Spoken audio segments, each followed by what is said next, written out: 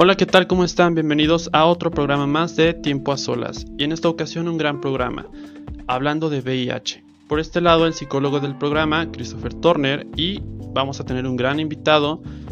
Él es experto en temas del VIH, es médico cirujano y homeópata, especialista en tratamiento de VIH e ITS. Actualmente estudia un diplomado en dermatología de enfermedades infecciosas y tiene 5 años en el manejo de el VIH, condilomas, PrEP, PEP. Y bueno, eso vamos a explicarlo más adelante.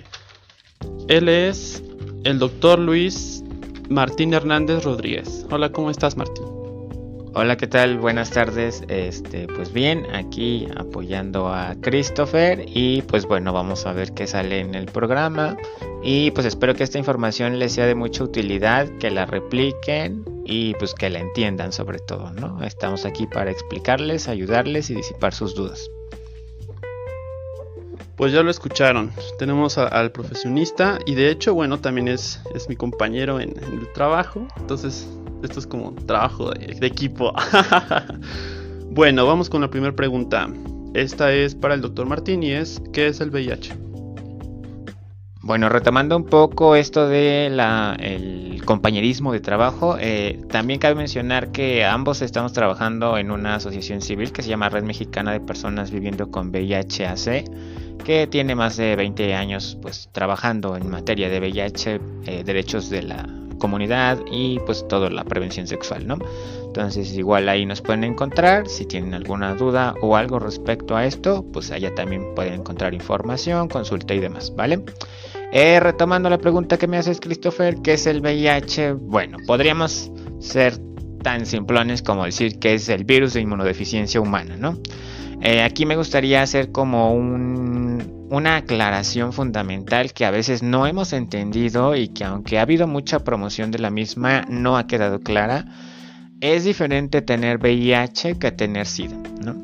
Entendamos como VIH solamente al virus, es decir, eres portador de una partícula o microorganismo que te puede producir una enfermedad.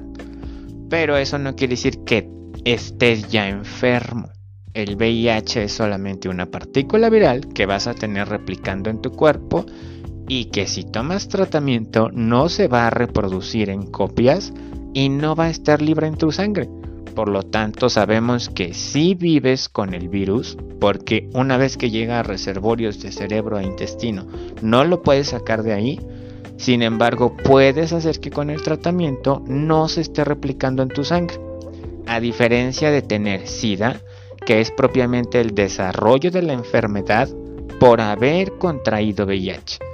SIDA es síndrome de inmunodeficiencia adquirida y es la fase más avanzada de haber tenido VIH.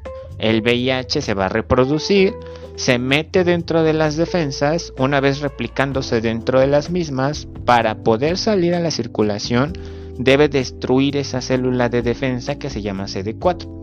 Una vez destruida, cientos de miles de copias del virus salen a infectar otra nueva célula. Por cada célula que el VIH te destruye, infecta múltiples nuevas células más y salen cientos de miles de copias a tu circulación.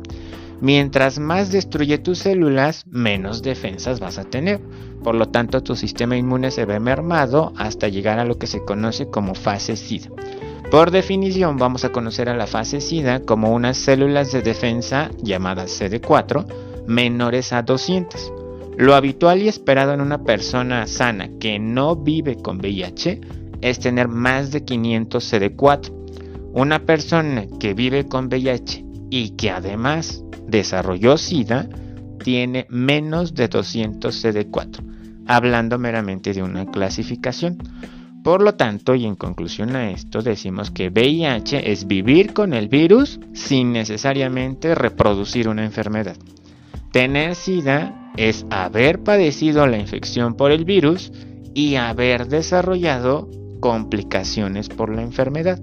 Por lo tanto, son entidades diferentes. Puedes vivir con VIH y estar sano, y puedes estar con SIDA y estar enfermo. ¿Sale? Entonces no confundamos que VIH es lo mismo que SIDA, que es algo que pasa muy habitualmente en la sociedad. Entonces entendamos, por favor, que las personas que viven con VIH en tratamiento indetectable están estables, realmente no padecen una enfermedad clínica persistente o aguda, no los vamos a encontrar mal. La fase SIDA tienen defensas bajas, pueden estar mal, no necesariamente siempre los vamos a encontrar mal, pero ahí sí van a estar ya propiamente con alguna otra enfermedad, ¿vale? Muy interesante lo que menciona Martín, y muy importante también esta parte de hacer la diferencia entre VIH y SIDA y también quitar esos prejuicios. Y también, pues bueno, hemos escuchado en algún momento que lo utilizan para ofender, ¿no? También a las personas al decirles SID o SOS, ¿no?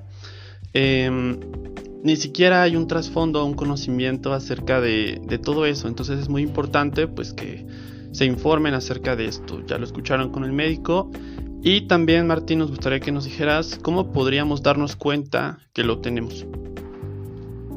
Bueno, ¿cómo podrían darnos cuenta de si alguien vive con VIH? Es una pregunta también que me hacían por redes. ¿Cómo identifican si alguien vive con VIH? Yo los invito a que saquen pluma y papel para que anoten los signos. No, ¿verdad? No existen. Realmente no hay ningún listado, ninguna fuente que nos clasifique signos, síntomas o algo relativo a asociación a VIH. No lo hay. O sea, tú no vas a poder ver en la persona si está demacrada, que si está flaca, que si la ves ojerosa, que si la ves amarilla. Hay cientos de signos y síntomas que vamos a encontrar por otras enfermedades. Y tú lo puedes ver tan fresco y bello y joven y todo, y podría estar infectado. Entonces, realmente conocer rasgos físicos de una persona con VIH no existe. No hay como tal una clasificación para tal cosa.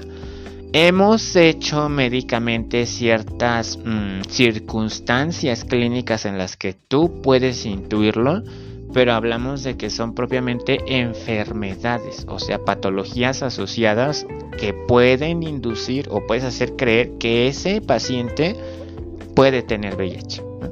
Entonces, lo que sí existe es una clasificación clínica de enfermedades asociadas a VIH, y vamos a tener las que son definitorias de SIDA y las que asociaríamos solamente a ser portador de VIH, ¿no? Entonces hay un mundo de diferencia entre ellas y realmente no es algo que identifiquemos a simple vista, ¿no?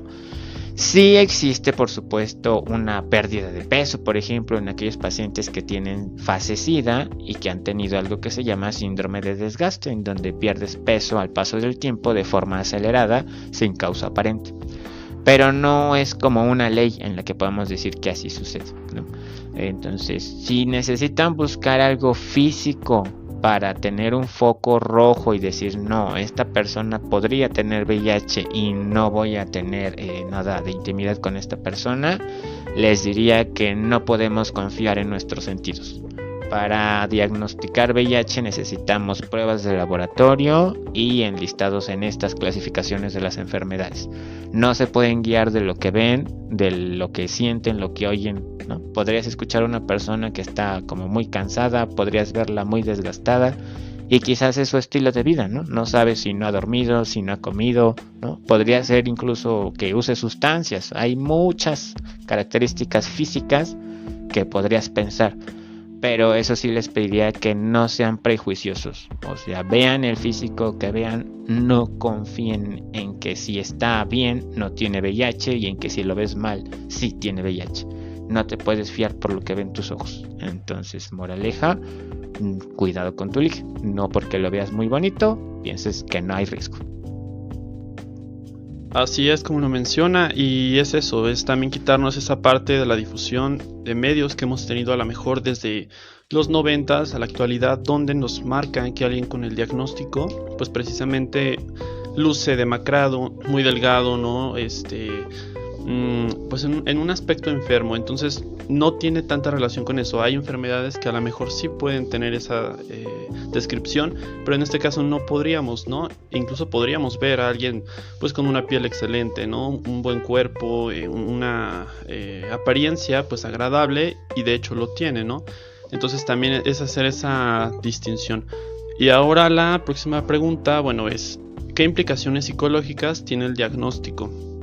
Aquí tendríamos de nuevo que hablar de una parte social, donde la sociedad nos marca pues cómo deberíamos de vivir si es que lo tenemos, y cómo deberíamos de aceptar o no aceptar al otro si lo tiene, ¿no? Entonces, entre las implicaciones psicológicas para la persona que lo tiene, pues es de alguna forma baja autoestima, inseguridad, y también la parte de una ansiedad constante, ya que recordemos que la ansiedad es como ese peligro, como que estar atentos a lo que pueda estar pasando en el exterior, ¿no? Y esta ansiedad pues puede volverse generalizada, por lo que tendríamos entonces también pues síntomas como mareos, no dormir bien, no comer bien, por ahí también algunas situaciones en la piel. Precisamente, ¿por qué? Porque una sociedad nos hace pensar que el tenerlo nos hace menos, ¿no? O nos hace de alguna forma pues malos por haberlo hecho. Porque más que nada pues existe ese prejuicio de que al ser sexual pues tiene que ver con una perversión, tiene que ver con una promiscuidad, ¿no? Y también entre las implicaciones psicológicas pues puede darse que por el contrario, ¿no? Ya hablamos de lo que sería como algo que afecta a la persona, pero por otro lado sería también querer afectar o querer transmitir ese diagnóstico. Ha habido casos donde no se da este proceso de duelo, no se da una aceptación, entonces se genera una negación, ¿no? Y en esa negación encontramos entonces que hay personas que saben que lo tienen, no toman el medicamento y lo que hacen pues es precisamente tratar de transmitirlo a manera de una venganza, ¿no? Pero es precisamente por un duelo no bien llevado o realizado. Entonces, pues sería importante trabajarlo precisamente si ya lo tienen con pruebas de laboratorio, como decía Martín. Ahora es importante que vayan a un proceso psicoterapéutico para precisamente tratar toda esa parte emocional y entender que no es su culpa, simplemente es una responsabilidad que se puede llevar, se puede tratar y bueno, no es el fin del mundo, ¿no? Ahora vamos con la siguiente pregunta. Es para Martín, ¿cómo se trata el VIH? Pues con un tratamiento, ¿verdad? No, pues miren, el VIH tiene múltiples tratamientos, han evolucionado como no tienen una idea. Si ustedes nacieron después de los 92, pues pocos sabrán de la historia del VIH. Pero ha sido un cambio radical, o sea, de tomar 20, 30 pastillas en un día, actualmente ya tenemos tratamientos que en una sola tabletita te tomas todo y desafortunadamente aún tenemos mucha gente que no se la toma. ¿Cuánto te puede llevar tomar una tableta? Te preguntaría yo. ¿Cuánto? ¿10 segundos? ¿15? ¿Un minuto tal vez? Pero esa simplona acción hay mucha población que no la puede llevar a cabo. Y justamente esto de las implicaciones psicológicas es que vas a vivir con un diagnóstico toda tu vida. Entonces vas a depender de tomar tratamiento toda una vida. El tratamiento para el VIH no se puede suspender nunca. Yo les digo a mis pacientes, es una enfermedad crónico-degenerativa en la cual tu estado de salud dependerá de que seas persistente con tu tratamiento, ¿no? Sabemos que actualmente la diabetes, la hipertensión dependen de tomar medicinas a diario, pero hay factores muchísimo más cambiantes en estas enfermedades y son muchos más fármacos los que se toman. Y a veces las tomamos como más simples y sencillas que el mismo VIH, ¿no? Por el prejuicio social de la enfermedad. Pero en realidad es más fácil tratar VIH que tratar diabetes, ¿no? Y se los digo porque pues veo también ambos tipos de consulta, ¿no? Consulta general y consulta de VIH. Y es mucho más sencillo poder controlar a los pacientes con VIH que los diabéticos. Los pacientes con VIH requerirán en su tratamiento 3 fármacos, es decir, 3 componentes activos. No les doy nombres para no enredarlos. Actualmente sabemos que la mayoría se trata con Biktarvy, que según los lineamientos pues es uno de los primeros medicamentos que se deben de utilizar. Tenemos múltiples guías, tanto europeas, americanas y mexicanas. La mexicana normalmente se guía por la europea, aunque tome en cuenta también las americanas. Y el que nos lleva de calle en la actualización de estas guías pues es obviamente España, ¿no? Y tenemos que Europa es el que genera las guías más actualizadas. Ellos siempre nos van indicando cómo van a ser los tratamientos y los esquemas, cuál va de primera línea, cuál de segunda, cuál de tercera, cuál de rescate. Los tratamientos para VIH se cumplen según el esquema con 3 fármacos activos, ¿sale? Actualmente la tableta que la mayoría usa es Biktarvy y una sola tableta ya trae los 3 fármacos. Ojo aquí, el Biktarvy es un fármaco activo para tratar VIH. No es un fármaco activo autorizado para usarse como PrEP, como terapia preexposición. Recuerden que existen tomas de antirretrovirales para ciertas condiciones. Entonces hay algo que se llama PrEP, que es terapia preexposición, antes de que estés en riesgo de contraer VIH. Entonces, antes de contraer algún riesgo sexual para la transmisión, tú tomas este medicamento, pero son solo 2 fármacos activos, no 3. Por lo tanto, el Biktarvy, si lo llegan a ver por ahí, como sabemos que algunos medios pues, han intentado lucrar con todos estos fármacos, no sirve para PrEP, no está autorizado. Y tenemos el PEP, que es la terapia post-exposición, y esa es una vez que tuviste el riesgo, se te debe de someter a terapia para procurar que el virus no se replique. Esta terapia post-exposición debe ser las 72 horas máximo posterior a la relación de riesgo, si no ya no hay una garantía del funcionamiento.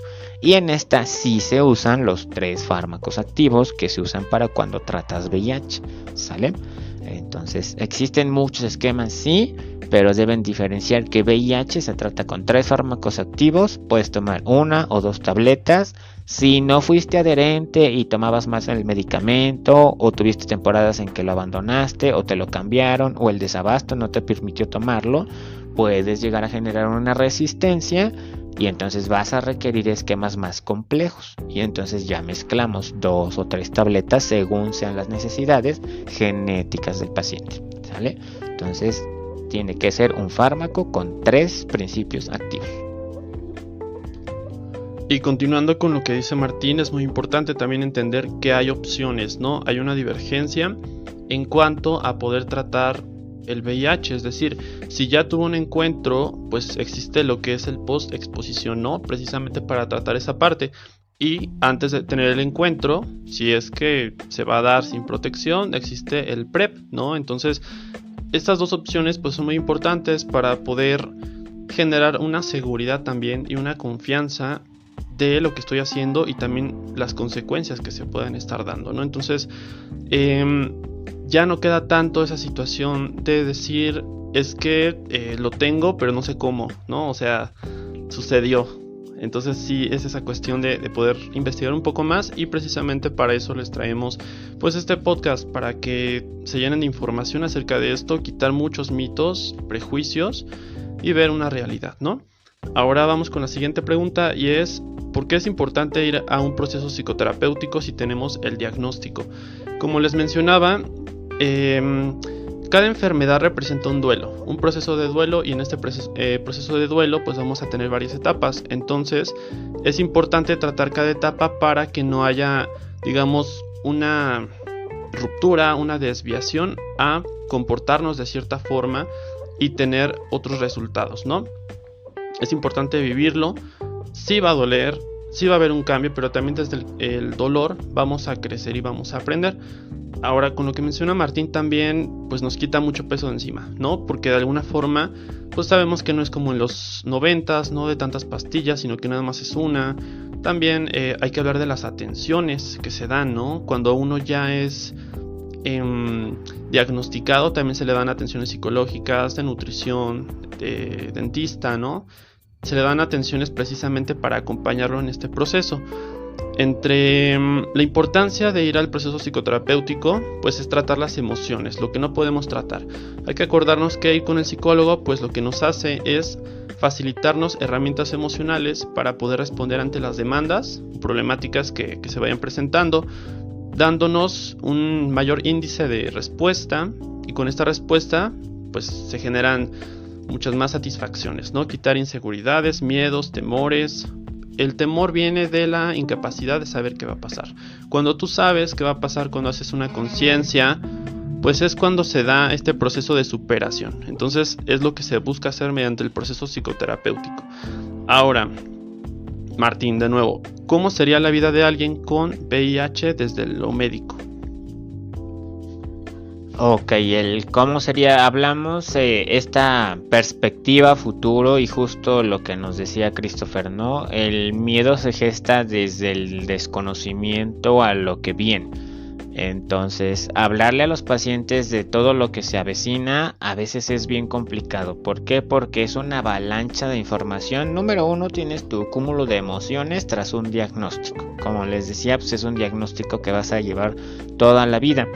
Entonces, algo que se le sugiere desde el inicio es que no veas al VIH como una carga. No es algo que te va a pesar toda tu vida. Es algo con lo que debes aprender a convivir y tienes que llevarte bien con él. Es como tu compañero de trabajo. Si lo odias, nunca vas a estar bien en el trabajo. Entonces, tienes que aprender a convivir con la enfermedad. Entonces, ¿qué les espera a los pacientes que han sido diagnosticados con VIH? Bueno, número uno, la parte inicial es protocolizarlo, ¿no? Los procesos administrativos, darse de alta, generar expediente, o sea, muchas cosas de papeleos, vaya, ¿no? A veces en este proceso es donde se pierden a los pacientes. Entonces, como le faltaba tal documento, como no pudo ir a la cita, entonces se empiezan a desesperar y prolongan el inicio de su tratamiento. La vinculación para este tipo de pacientes es súper importante. Entonces, si conocemos a alguien que es recién diagnosticado, no sabe qué hacer, bueno, puede acercarse con nosotros o puede acercarse a la institución donde laboramos, y los consejeros también pueden orientarlos, acompañarlos en el proceso y no se pierdan. Número 2, el proceso médico en sí. Básicamente la mayoría tarda como un mes en recibir un tratamiento. Eso obviamente dependiendo de lo administrativo, ¿no? Si hay más requerimientos que te hacen falta, pues sí tarda. Pero en promedio es como un mes en que tú inicies tu tratamiento una vez que has sido diagnosticado. Y como mencionaba Christopher, una vez que ya estás con tratamiento, se te da tratamiento integral. O sea, no es como que ya te dimos tu retroviral y ya, adiós, bye. No. Sí se te da un seguimiento y acompañamiento psicológico, nutricional, social. Hay grupos en los que te explican todo este proceso de la enfermedad, porque básicamente en la primera consulta uno como médico es cuando les explica todo. Y obviamente intentamos ser lo más claros posibles, pero sabemos que es tanta información que obviamente no la vas a digerir. Entonces todos estos grupos lo que te permiten es ir resolviendo tus dudas e ir conociendo los términos para tu enfermedad. Porque es algo nuevo, es algo que no tenías, y si te vamos explicando qué es cosa por cosa, tal vez entiendas de mejor manera que el impacto en tu salud tal vez no es tan grande, ¿no? O no es tan malo como tú pensabas que iba a ser, o no es el fin de tu vida como lo imaginaste. Entonces, el entender todos estos procesos paso a paso contribuye para que los pacientes persistan en hacer el proceso para iniciar tratamiento y para que no interrumpan este tratamiento, ¿no? ¿Requieren un seguimiento por laboratorio? Sí, van a estar bajo citas médicas y estudios de laboratorio, porque se tienen que estudiar constantemente que el virus esté suprimido, que se llama indetectable, y esto se hace mediante una carga viral. Ahí vamos a encontrar cómo van sus defensas y que el virus no se esté replicando. Estos son indicadores de la enfermedad y nos dicen que en efecto está funcionando tu tratamiento. Esto se hace actualmente cada año en las instituciones aproximadamente, sobre todo los CD4. La carga viral debe hacerse cada 6 meses una vez que estás indetectable, ¿no? Si no, cada 2 meses hasta que encontremos el resultado adecuado. Se te somete a estudios de laboratorio generales de sangre y orina para identificar que el medicamento no te está generando efectos secundarios y controlar que tú no hayas adquirido ninguna nueva enfermedad o infección durante el proceso de tu tratamiento. Entonces, en resumen, básicamente una vez diagnosticado, inicias tu tratamiento aproximadamente en el primer mes. Eres indetectable aproximadamente entre los 2 primeros meses a los 4 primeros meses de tu tratamiento, si es el adecuado y funciona bien. Y de ahí en más vas a estar en citas médicas cada mes o cada 3 meses, dependiendo de la capacidad de tu institución de proveerte medicamento para 3 meses, para 6 meses, para un mes. Aquí sí es variable en cada institución. y necesitarás hacerte estudios de laboratorio por lo menos cada 6 meses, ¿sale? Entonces, en cuanto al estilo de vida, una vez que vives con VIH, bueno, tampoco es que vamos a ser una monja y vamos a recluirnos y vamos a comer frutas y verduras todos los días, ¿no? Sí, es lo ideal, como toda la población, ¿verdad? Tengas VIH o no tengas VIH, se te recomienda tomar agua, comer fruta, hacer ejercicio. Entonces, básicamente es seguir las disposiciones de recomendación para la salud de la población general. O sea, realmente no se te pide un extra por tener VIH. Se te pide un extra cuando tu tratamiento así lo requiere. Pero eso te lo indicará tu médico una vez que te diga qué tratamiento vas a utilizar. Y son bien poquitos, o sea, no crean que va a ser un cambiazo en su estilo de vida, no. Puedes seguir teniendo tu estilo de vida solo pues tratando de ser saludable, ¿no? Sabes que estás enfermo y que al final de cuentas el VIH es un estado inflamatorio persistente. Entonces pues hay que tratar de dormir bien, de comer bien, de hacer ejercicio, pero de ahí en más pues no vas a cambiar completamente tu vida.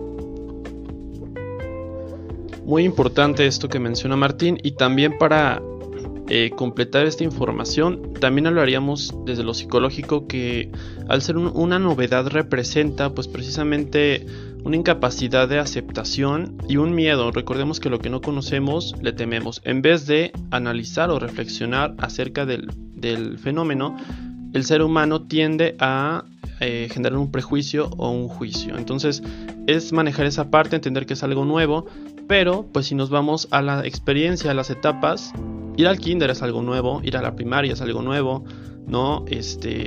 Tomar nuestra primer cerveza es algo nuevo, el primer cigarro es algo nuevo. Entonces todo es algo nuevo, constantemente estamos en un proceso de novedad. Aquí lo importante sería cómo tú concibes o cómo percibes este proceso de novedad y cómo lo integras a tu personalidad. Sería la parte esperada. Y también hablamos de un estado de ánimo, ¿no? Que nos mencionaba Martín. Es importante estar bien, se oye como cliché, pero es importante estar bien emocionalmente, porque si no es así, va a haber una situación de inmunodepresión donde pues precisamente las defensas bajen y va a dar una oportunidad probablemente de que se alce o que haya picos de este virus, ¿no? Entonces es constantemente tratar de estar bien. También le añadimos hacer ejercicio, dormir bien, comer bien. Como dice Martín, no es necesario que seas el mejor del mundo en cuanto a la comida, que comas pues orgánico, es algo que se esperaría, ¿no? Pero también tenemos que entender que cada proceso de vida es diferente, cada estilo de vida y también cada economía es diferente. Entonces ahí sería más que nada eso, ¿no? También tratar de hacer un poco de ejercicio. Es, como les mencionaba, no es una nueva vida, es la misma vida con un paso más en esta vida. Es un reto, la vida puede llegar a tener muchos retos y en esos retos tendríamos que saberlos superar. Es sí caernos, lo importante no es caernos, es levantarnos, y cuántas veces nos levantamos para conseguir lo que queremos. Y bueno, quitarnos también esa parte de la culpa, ¿no? Más bien es una responsabilidad por lo que tenemos, pero hay que hacernos responsables por todo, no nada más por una cuestión sexual, donde hay un entorno de una percepción de promiscuidad, de que es algo malo. Simplemente es integrarlo, adaptarnos a lo que tenemos, trabajar con lo que tenemos, que sería la entropía, ¿no? Entonces es integrar esta parte, jamás llamarlo culpa, porque eso más que nada nos va a llevar a un peso que no necesitamos. Y bueno, que es bueno y malo, hay que quitar eso de nuestro vocabulario, porque realmente es algo subjetivo, ¿no? Y lo vivimos como lo tenemos. Vamos a la siguiente pregunta, que es ¿cómo protegernos o prevenirlo? Bueno, ¿cómo vamos a protegernos del VIH y cómo prevenirlo? Bueno, medida 100% segura, abstinencia total, ¿verdad? Ya todos lo sabemos. Entonces, no tengan sexo, jóvenes. No, no es cierto. No, pues esa es la medida, realmente no, pues parece chiste, pero es la medida real. Pero obviamente sabemos que eso no va a suceder. Entonces, ¿cómo van a vivir libremente su sexualidad sin tener el riesgo de infectarse? Pues usando preservativo, ¿verdad? La primera línea protectora pues es una barrera, y recuerden que el condón pues es un método de barrera. Entonces pues lo ideal es eso, usar preservativo, ¿no? Como les comentaba, existe también ahora el PrEP, pero aquí sí les hago una gran diferencia o explicación de que entendamos que no se diseñó para ser un sustituto del condón. O sea, se diseñó para ser una medida auxiliar para asegurar el 100% de protección, y aún así es 99.9%, ¿no? Entonces ese 0.01% te puede tocar a ti que estás escuchando y te puede dar VIH. Es casi como ganarte la lotería, pero es un riesgo mínimo y existe, no lo menosprecien. Entonces la idea es que tú uses condón más PrEP, y entonces el PrEP te previene de que no contraigas VIH y el condón de que no contraigas otras infecciones de transmisión sexual. Recuerden que las otras infecciones de transmisión sexual, la mayoría se transmite por contacto de mucosas y a veces son simpleces de la vida que decimos, ¿cómo puede suceder por eso? Y sucede, ¿no? Entonces, hablando meramente de esto de la actividad sexual, el frotamiento pene-vagina, pene-boca, pene-ano, pene-pene, ¿no? Todas estas mucosas que tengan carga viral activa si la persona vive con VIH y tiene contacto con tu mucosa que no vives con VIH, es un riesgo mínimo, pero riesgo al final de cuentas. Entonces, lo ideal es que se use preservativo más PrEP, ¿no? Actualmente el PrEP es pues todavía no es como una política pública generalizada, se está intentando implementar, pero ha sido difícil, ¿no? Sobre todo por esta forma en la que lo hemos adaptado, ¿no? Hay un mundo de diferencia porque a veces como que nos queremos agarrar de lo que vemos internacionalmente, ¿no? Y pues vemos, por ejemplo, que en América la mayoría tiene acceso a PrEP y lo compra por sí mismo porque tiene la forma de costearlo. Y aquí en México ya también existe. O sea, realmente sí hay forma de obtener PrEP en medio privado. Requieres tu seguimiento médico y tu receta para poder comprarlo. Pero sí existe una forma. Pero la pregunta es, ¿quién tiene cuando menos 1,300 pesos mensuales para gastar en tomar tu frasco todos los días? Y eso porque es la versión genérica. Recordemos que la versión patente costaba más de 10,000 pesos hace tan solo como 5 años, ¿no? Y ahorita ha habido más apertura, sí, pero sigue siendo difícil el acceso, ¿no? Entonces no podemos fiarnos del PrEP, pues porque no todos van a tener acceso, ¿no? No hay como seguir usando el preservativo, porque si no, pues te puedes infectar de los demás, ¿no? Sífilis, gonorrea, clamidia, tricomona, papiloma, todo lo que puedas tener por contacto. Entonces debemos ser conscientes de que las medidas preventivas que actualmente se usan, como lo es el PrEP, pues debe ser junto con el condón. No podemos olvidarnos del siempre confiable condón, ¿no? Y pues digo, existen otros grupos que se dedican a prácticas sexuales de riesgo, ¿no? La sexualidad se vive cada quien como quiera vivirla, pero tienen que ser responsables de cómo la están viviendo. Entonces, en estos grupos de que mantienen sexo desprotegido, pues obviamente también se les pide pues que sean como más puntuales en sus seguimientos, ¿no? O sea, si una población general con VIH se debe checar cada 6 meses, estas personas que se ponen en riesgo de forma frecuente, pues se les pide que se chequen pues cada 3 meses a lo mucho, porque si no, no te das cuenta en qué momento llegó a suceder algo, ¿no? Y tampoco desafortunadamente existen como medicinas preventivas para el resto de infecciones, ¿no? Porque sé que tal vez alguno de ustedes puede pensar, bueno, me tomo el PrEP, pero si no uso condón, ¿qué puedo hacer para no contagiarme de lo demás, ¿no? ¿Cómo prevengo sífilis? ¿Cómo prevengo chancro? ¿Cómo prevengo papiloma? Pues sigue siendo la misma respuesta. Abstinencia, ¿no? O sea, no puedes prevenirlo y ponerte en riesgo a la vez. O sea, no existe eso. Vas a tener sexo desprotegido, eres consciente de que y eso implica un riesgo. Si quieres tener sexo desprotegido y no estar en riesgo, bueno, no lo tengas, porque no existe esa conjunción. Entonces, no hay una medicina que yo te pueda decir, si te tomas esto, no te vas a infectar. No, los estudios arrojan que no sirven como preventivos. Se hicieron estudios para la sífilis con doxiciclina, pero no es eficiente al final de cuentas. Entonces, pues no hay una receta mágica, un truco para que nos prevengamos de esto si se ponen en riesgo. No, solamente uso de condón.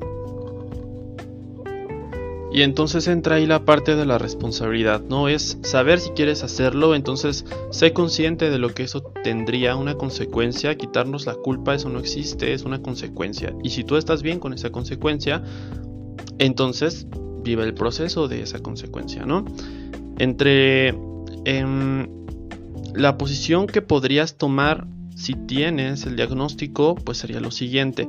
Muchas veces pasa que quienes lo tienen recientemente se cierran en una cuestión sexual, ¿no? Y entonces deciden no tener relaciones con nadie, se cierran totalmente, desde emocionalmente, también en sus relaciones con amigos, dejan de salir, dejan de ser ellos mismos, precisamente porque tienen el peso de un diagnóstico que una sociedad les ha dicho que deben de sentirse mal. Entonces es quitar esa parte, es entender que finalmente es algo que nos puede pasar a todos. ¿Por qué? Porque todos somos sexualmente activos. Evidentemente según la etapa, ¿no? Y según la edad. Pero bueno, es algo que puede pasar, a menos que seas asexual, ¿no? Pero bueno, hablamos de una población sexualmente activa.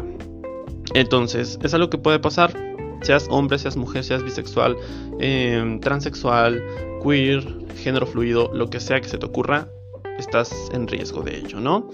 Y bueno, es no cerrarnos, es entender también que es un paso más en esta vida. No te cierres porque te cierras a experiencias. Entre esas experiencias puedes resultar algo muy satisfactorio, ¿no? Que un diagnóstico no defina quién eres o qué es lo que tienes, porque precisamente le estás dando un peso o estás dejando ganar a ese idealismo social, ¿no? Donde te dicen que si tienes VIH no tienes derecho a disfrutar, no tienes derecho a tener nada, no mereces nada, porque ya hiciste algo malo. Entonces el que hace algo malo resulta castigado, ¿no? Y de hecho también lo tenemos en muchos contextos, no quisiera mencionar religiosos, pero pues bueno, es quitar esta culpa, hacernos responsables. Ya les mencioné, es ser conscientes de lo que tenemos. Cuando somos conscientes se quita mucho peso de encima. Entonces busquemos a través de procesos psicoterapéuticos lograr eso, no libros de autoayuda, porque o sea no van a terminar siendo psicólogos. Vayan con un profesional. Y es esa parte, ¿no? También ser responsables. Si tú estás bien con lo que tienes, adelante. Entonces tú elegirás qué camino quieres tomar. No eres malo por tenerlo, no eres bueno por tenerlo, simplemente lo tienes y ya está. Trátalo, haz lo posible por continuar, por vivir una vida. Y bueno, ya hay más cosas, ¿no? Como decía Martín, no nos reducimos nada más como a lo tenemos ya. O sea, no, tenemos también una vida, tenemos amigos, pareja, trabajo, tenemos ambiciones en cuanto a lo laboral, ¿no?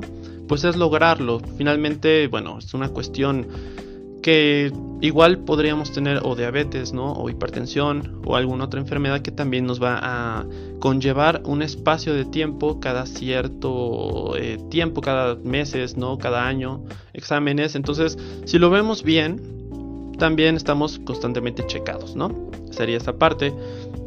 Y bueno, esta pregunta es para ambos, pero me gustaría primero escuchar a Martín. ¿Cuáles son las ventajas del VIH desde lo médico? Está difícil la pregunta, está difícil la audiencia. No, pues miren, porque pues si no, si te preguntan ¿y qué ventaja tengo de esto? Pues si ya me amolé. Pero no, en realidad no, yo creo que tenemos que quitar esta visión de que ya estamos jodidos porque nos dio VIH, ¿no? Sí, digo, es triste todo el histórico que ha tenido esta enfermedad a través del tiempo. Y sí, en el pasado, ¿no? Sabíamos que si te daba entre los 80s y 90s, una prueba positiva para VIH en esa época era tu sentencia de muerte. Y sabías que te ibas a morir, ¿no? Y tarde que temprano ibas a sufrir el proceso de la enfermedad hasta desarrollar SIDA y morir por complicaciones por SIDA, ¿no? Actualmente tenemos la bondad que la ciencia ha avanzado y pues ya no nos morimos, ¿no? Se muere quien tiene temor, se muere quien no pide ayuda, se muere quien no tiene una red de apoyo, se muere quien no acude a las instancias adecuadas, ¿no? Existen múltiples organizaciones e instituciones privadas y públicas que se encargan de esto, de tratar el VIH, de ayudar, de auxiliar, de llevar, ¿no? Entonces debemos empezar a difundirlo más para que sea visible en todos lados, ¿no? Porque a veces tenemos pacientes de lugares bien recónditos que dices, bueno, es que yo no sabía y llegué aquí por el amigo de un amigo, ¿no? Entonces hay que difundir toda esta información, muchachos. ¿Y qué ventaja hay en esto del VIH? Número 1, que estás completamente seguro de tu estado serológico, ¿no? El que clínica y médica e inmunológicamente tú te sepas positivo para VIH, al menos te da la certeza de que ya no vas a tener una incertidumbre cada que te hagas una prueba, ¿no? Vas a vivir un proceso difícil en tu aceptación, ¿sí? Pero vas a tener ya la certeza de un diagnóstico y vas a saberte pues que ya lo tienes, que ya estás tratado, que estás bien, que estás estable, que estás indetectable, ¿no? Número 2, yo les digo, por ejemplo, a los pacientes que a veces veo para PrEP, ¿no? Que no, es que fíjese que la persona, pues es que me dijo que era VIH positivo indetectable y entonces pues yo ya no quise tener nada con la persona, ¿no? Entonces, en el entendimiento de que la persona te comparte su diagnóstico y te está diciendo que está en control, pues es más seguro que le juegues al vivo con alguien que tal vez ni siquiera se ha hecho una prueba en su vida, que no sabe qué padezca, que si él se siente bien pero no sabe si adentro su sistema inmune está batallando contra una infección. Una de las ventajas que te provee el tener la enfermedad implica que vas a estar seguro de lo que tienes y seguro de lo que haces, ¿no? Y no vas a tener esta incertidumbre de, híjole, es que qué tal si me contagio de algo. No, te está siendo sincero y te está diciendo lo que tiene, ¿no? Es tu decisión afrontar o no el riesgo. Recuerden que indetectable es igual a intransmisible y si la persona toma su tratamiento, pues no te va a transmitir nada siempre y cuando siga indetectable. Y la tercera ventaja que veo desde lo médico es tu seguimiento, ¿no? ¿Por qué? Porque si tú no estuvieras enfermo, no te haces una química sanguínea, no te haces un examen de orina, no vas al doctor, bueno, no te preocupas ni por lo que comes, ¿no? Porque una vez que estás diagnosticado con algo crónico, ahora sí te preocupa, ¿no? No es que no he hecho ejercicio, ¿no? O es que nada más estoy sentado, es que me eché 3 tortas y 10 tacos, ¿no? No, aquí sí, ya dices, no, es que mi tratamiento me va a subir los triglicéridos. Entonces no, 2 taquitos nomás y de una tortilla, ¿no? Y piden Coca Light para asegurar, afianzamos la salud, ¿no?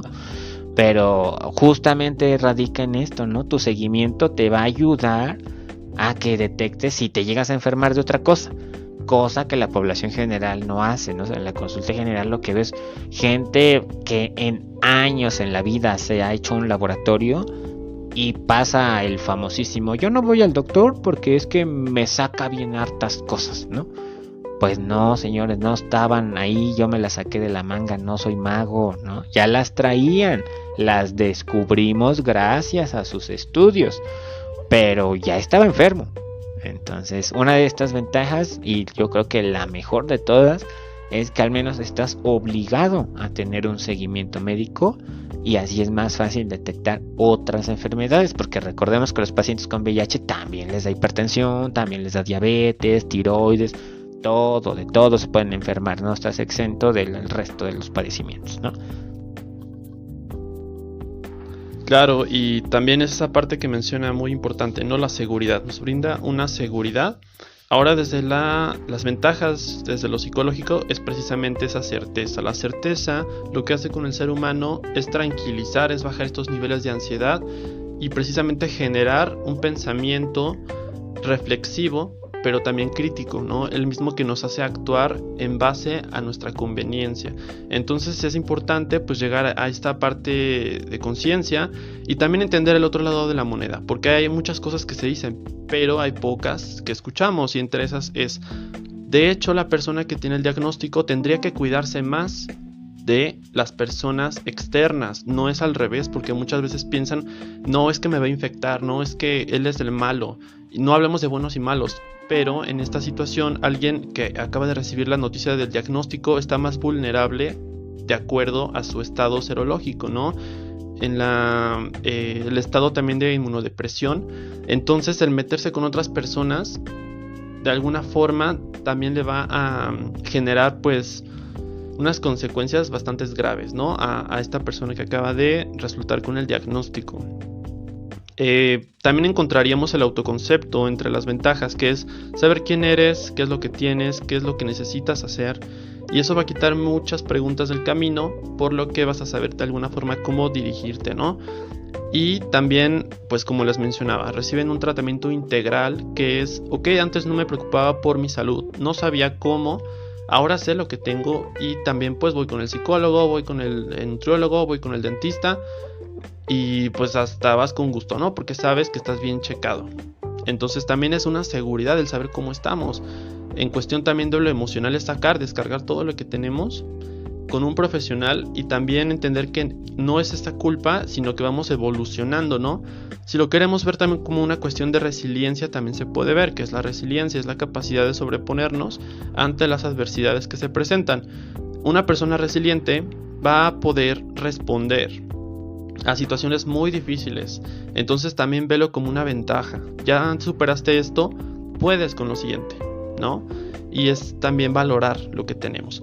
Y también en una ventaja, que sería también algo un poco que va a volar pues los cerebros, ¿no? Por lo directo que es que vas a saber quién se queda, ¿no? Es una realidad. Tú puedes tener el diagnóstico, puedes decir que tienes 1000 amigos, pero si tienes el diagnóstico vas a saber cuántos de esos amigos se van a quedar. Y quien se quede es porque realmente hay una importancia contigo, ¿no? También es valorar quién se queda. Ahora, los que se vayan no es que sean malos, simplemente no había este sentido de pertenencia, de protección, de cuidado hacia ti, ¿no? Entonces decidieron irse. Entonces aquí hablaríamos de qué es lo que tú estás esperando, qué es lo que necesitas, y si esos amigos se fueron, no te preocupes, va a haber quién se quede, ¿no? Entonces sería esa parte. Y bueno, vamos con la pregunta final, que es ¿cómo no pasarla mal si me acaban de diagnosticar? Pues bueno, escuchando muy bien precisamente las primeras indicaciones del médico, del profesional, en tanto a las pruebas, el seguimiento, los medicamentos, también escuchar cuántas veces tienes que ir al mes, de acuerdo a la profundidad de tu diagnóstico, con qué regularidad, y también escuchar qué debes de comer, qué no debes de comer, el dormir, el ejercicio. En cuestiones psicológicas, pues entender que le puede pasar a todos, ¿no? No eres malo, simplemente, bueno, sucedió, hay una responsabilidad también que hay que aceptar para poder progresar y poder continuar y pues seguir tu vida, ¿no? Seguir haciendo lo que haces, trabajar para conseguir ese puesto, continuar en tu relación también, porque no tiene por qué ser una causa de una ruptura de una relación. Pues es vivir la vida que tienes y agradecer también por tener ese diagnóstico de alguna forma y saberlo, ¿no? Que es lo que decía Martín. Muchas veces no lo saben, lo tienen y practican sexo con riesgo y pues nada más infectan a otras personas, ¿no? Entonces es muy importante valorar lo que tenemos también. Finalmente el medicamento lo que hace pues es llegar a niveles indetectables, tampoco es la muerte, pero es importante que puedas llegar a ese proceso mediante checarte, ¿no? Y pues eso sería todo por el programa. No sé si tengas algo más que decir, Martín. Bueno, pues que les sea de utilidad esta información. Sé que tal vez sea mucha información que digerir, ¿no? O tal vez muchos ya estaban más empapados del tema y esto ya lo sabían. El punto está en que tratemos de llegar a más y más personas para que se empapen de información y pues sepamos que existe todo esto, ¿no? Y pues le agradezco a Christopher esta oportunidad de estar aquí en su podcast. Realmente pues ya nos conocíamos de tiempo atrás, tiene poco que empezamos a trabajar. Y bueno, anunciar también dónde nos pueden encontrar, ¿no? Realmente yo, por ejemplo, trabajo, doy consulta general aquí en Ecatepec, casi llegando a Ojo de Agua. Estoy de lunes a viernes de 3 a 9 de la tarde. Los sábados acudo a esta asociación donde veo más habitualmente a los pacientes de VIH. Estoy los sábados de 9 de la mañana a 6 de la tarde. Está en Ciudad de México por Metro Portales. Y se llama Red Mexicana de Personas Viviendo con VIH-AC. Allá pueden encontrarme si tienen alguna duda o si quieren alguna cita. Recuerden que trato condilomas, infecciones de transmisión sexual, lesiones de piel. Habitualmente me dedico más a lesiones en periné, en ano y en genitales.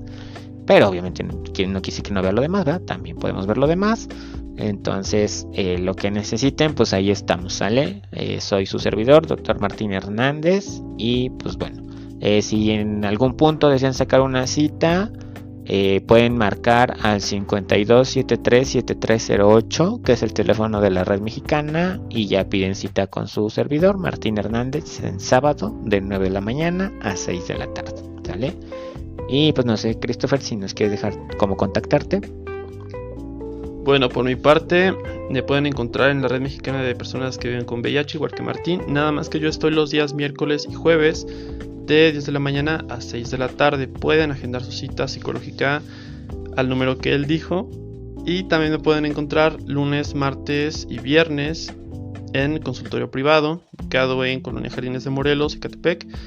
Para mayor información pueden entrar a Centro de Psicoterapia Bacuacela en Facebook. Y pues bueno, eso sería todo por el programa. Le agradezco al Dr. Martín por habernos dado esta información. Yo me despido. Hasta luego.